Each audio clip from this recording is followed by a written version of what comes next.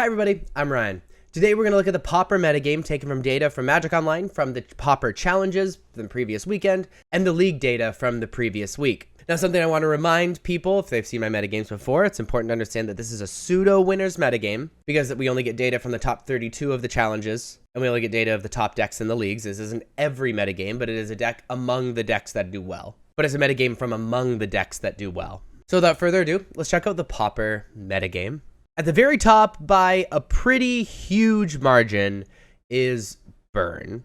Burn having many more copies in top 32s and 5-0s than the rest of these decks. And second place is shared by Orzhov Ephemerate and the Familiars deck. So let's check out those decks. Burn is exactly what it sounds like.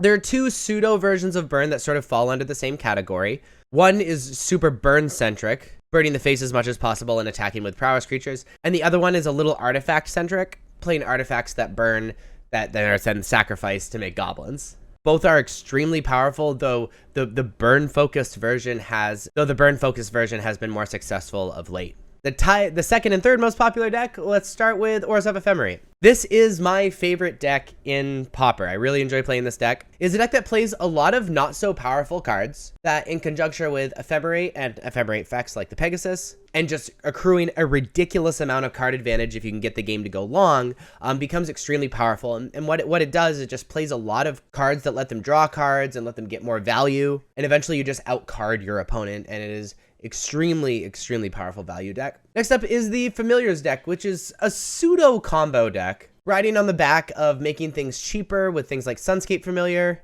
and then being able to Ephemerate and Ghostly Flicker and convoke cards to sometimes go pseudo infinite, and just get turns and turns of value. This is another great example, maybe even more so, of like a bunch of bad cards coming together into an extremely value-centric deck. You know, being able to Ghostly Flicker, Archaeomancer, or Muldrifter are both extremely powerful, especially since if you Ghostly Flicker Archaeomancer, you can kind of get back Ghostly Flicker because it's in the graveyard by the time Archaeomancer comes back in and you need to target, which is so powerful. That being said, let's shift over to the top 8 metagame from the 2 challenges from this past weekend.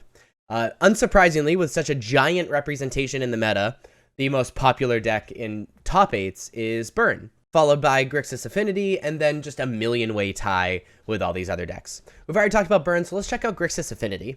Grixis Affinity is another pretty solid value deck. It draws a ridiculous amount of cards, using artifact synergies, playing things for free, getting these effectively free creatures back with your blood fountains, and just outvaluing your opponent with these artifact synergies. Historically, it had been the most popular deck and the best deck in Pauper, so I don't know why it's so ridiculously underrepresented, but obviously putting 2 in top 8s from these past challenges, it is still a very good deck to continue to play. That is the Pauper metagame. If you like this video, please be sure to like and subscribe. Check me out on social medias. Links are above me and in the description, and especially check me out on Twitch. I stream most weeknights and sometimes on the weekends.